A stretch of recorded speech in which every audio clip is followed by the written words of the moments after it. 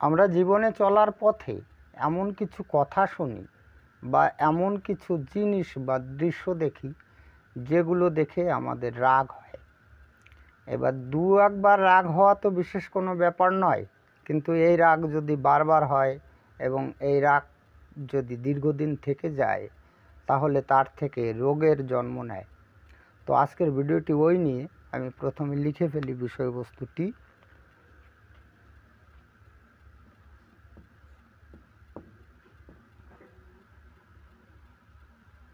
Disease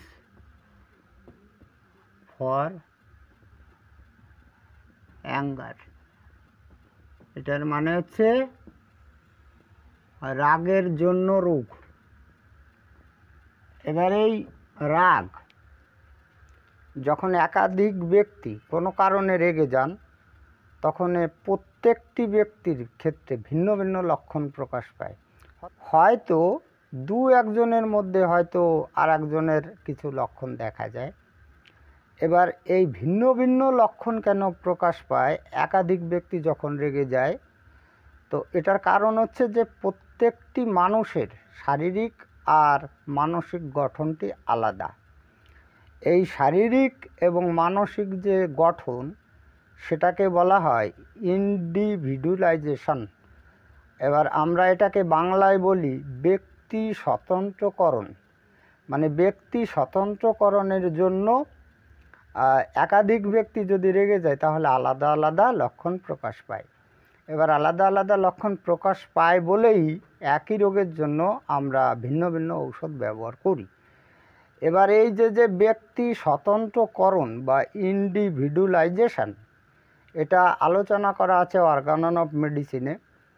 তো Organon of medicine আমি 2-4টি video বানিয়েছি প্রথম দিকে, 2-3 বছর আগের দিকে, প্রথম দিকে। তো দেখুন এই অর্গাননের কি বলা হয়েছে আমি একটু বলি, যদিও এটা অর্গাননের ক্লাস নয়। ইন্ডিভিজুয়ালাইজেশন সম্পর্কে কত সুন্দর কথা বলা হয়েছে। আমি লিখি ইন্ডিভিজুয়ালাইজেশন, এটার মানে হচ্ছে ব্যক্তি স্বতন্ত্রকরণ। ব্যক্তি স্বতন্ত্রকরণের জন্য বিভিন্ন ব্যক্তির বিভিন্ন রকম লক্ষণ প্রকাশ পায় একই রোগে। এবার এই ইন্ডিভিজুয়ালাইজেশন এটা দুটো নিয়ে গঠিত। একে বোঝায়, একটা হচ্ছে ফিজিক্যাল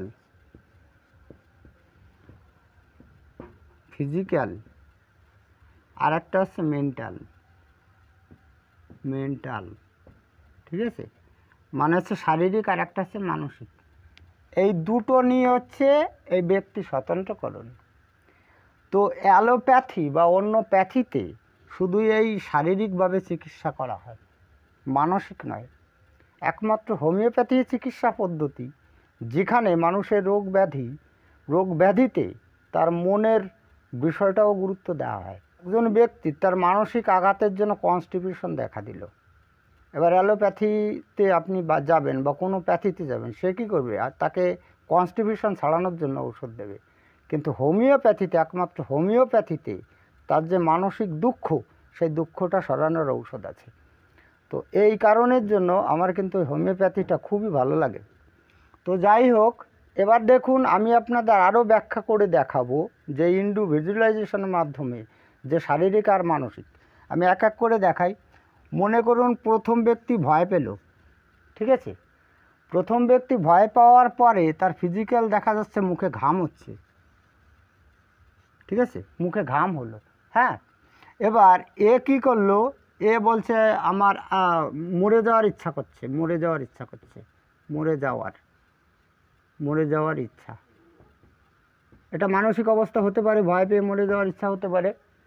দ্বিতীয় ব্যক্তির মুখমণ্ডলটা লাল হয়ে গেল, দ্বিতীয় ব্যক্তির ভয় পেয়ে মুখমণ্ডলটা লাল হয়ে গেল, হ্যাঁ। এবার এই ব্যক্তি বলছে আমার পিপাসা লাগছে, মানে পিপাসা লাগছে, ঠিক আছে? মানে পিপাসা মনে হচ্ছে, গলা শুকিয়ে যাচ্ছে। তাহলে দেখুন একই রোগ ভয় থেকে তৈরি হলো। ভয় থেকে তৈরি হওয়ার পরে দুইজন ব্যক্তি দুরকম লক্ষণ দিচ্ছে। দেখুন প্রথম ব্যক্তির ঘাম লক্ষণ দিচ্ছে, পরে হচ্ছে মরে যাওয়ার ইচ্ছা প্রকাশ করছে। দ্বিতীয় ব্যক্তির মুখমণ্ডল ভয় পেয়ে লাল হয়ে যাচ্ছে আর পিপাসা বোধ হচ্ছে, মানে গলা শুকিয়ে যাচ্ছে, তাহলে দুইজন ব্যক্তির ক্ষেত্রে দু প্রকার লক্ষণ দেখা দিলেও আপনার হোমিওপ্যাথি কেন আলাদা ঔষধ হবে না? তো এই কারণের জন্য হোমিওপ্যাথিতে লক্ষণভিত্তিক চিকিৎসা করতে হয়। যাই হোক, আমরা মূল বিষয়বস্তুতে ফিরে আসি। আজকের ভিডিওতে এই ভয় পেয়ে মানুষের যে রোগ ব্যাধি বা উপসর্গ হয় তার চিকিৎসার জন্য আমাদের হোমিওপ্যাথির বেস্ট 4টি রেমিডিসের কিছু লক্ষণ সম্পর্কে বিস্তারিত তথ্য আপনাদের সামনে এমনভাবে বিশ্লেষণ করে শোনাবো যাতে সঠিক ঔষধ নির্বাচনের মাধ্যমে রোগীকে আরোগ্য করা যায়। ভিডিওটি ভালো লাগলে লাইক, কমেন্ট, শেয়ার করবেন এবং আপনি যদি এই চ্যানেলে নতুন এসে থাকেন তাহলে চ্যানেলটিকে সাবস্ক্রাইব করে রাখবেন পরবর্তীতে নতুন ভিডিওর নোটিফিকেশন সবার আগে পাওয়ার জন্য। আমি প্রথমেই বলবো ভীষণ গুরুত্বপূর্ণ একটা রেমেডি। তো রেমেডিটির নাম হচ্ছে নাক্স ভোম, নাক্স V30, সংক্ষিপ্ত নাম লিখি, সময়টা কম লাগবে। এবার এই নাক্স ভোম আপনি কাদের জন্য ব্যবহার করবেন এটা হচ্ছে আগের কথা। আপনারা কি জানেন যে নাক্স ভোমের যে রুগী তারা কিন্তু ভীষণ উগ্র প্রকৃতির, খুব উগ্র।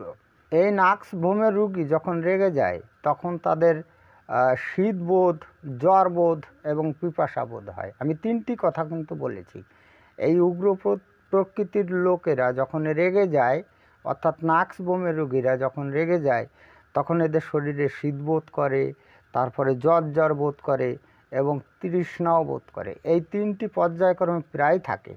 এছাড়াও এরা রেগে গেলে কিন্তু ওই পিত্ত বমি হয়, মানে যে বমি করে তা প্রচণ্ডভাবে তিতো হয় আর কি, এই জন্য বলা হয় পিত্ত বমি। তো আমরা মোটামুটি জানলাম যে নাক্স ভোমের রুগীরা যদি রেগে যায়, সেই রেগে যাওয়ার পর কী লক্ষণগুলো উৎপন্ন হতে পারে।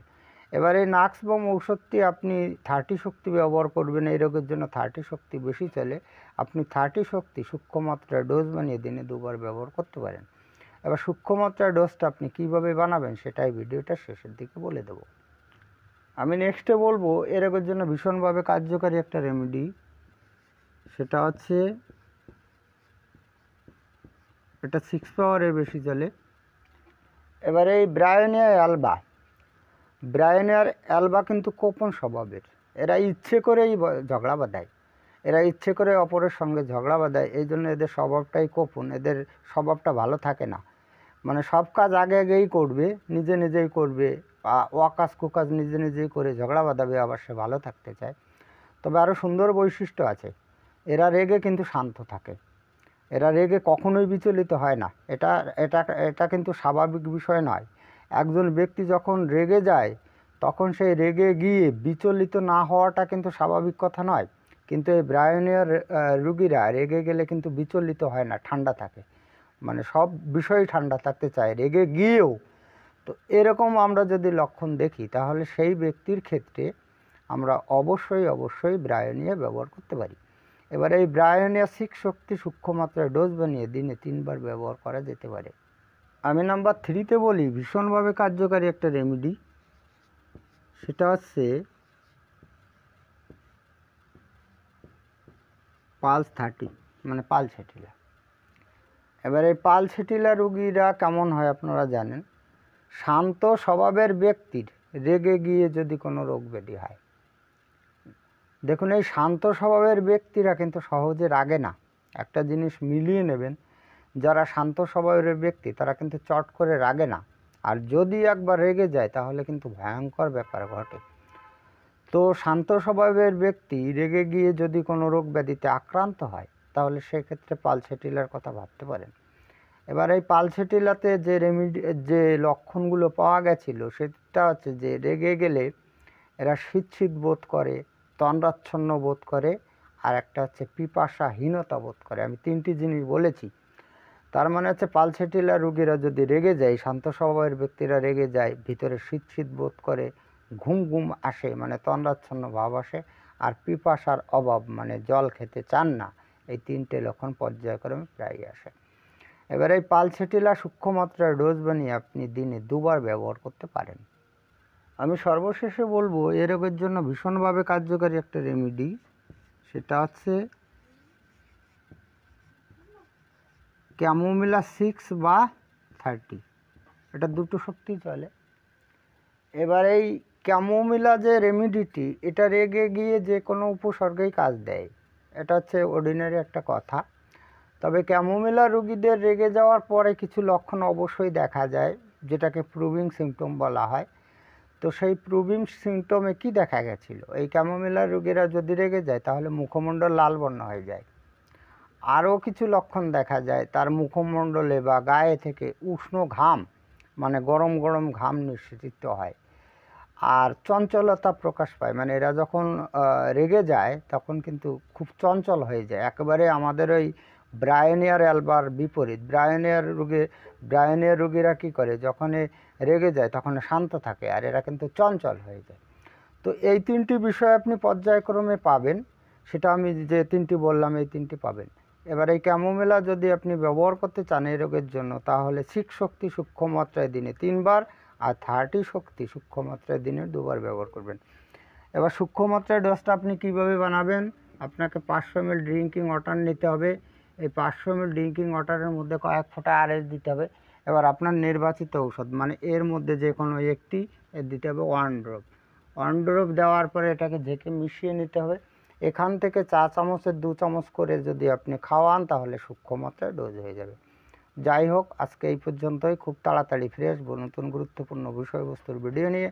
দেখা হচ্ছে নেক্সট ভিডিওতে। ততক্ষণ আপনারা ভালো ও সুস্থ থাকুন। জয় হ্যানিম্যান, জয় হোমিওপ্যাথ।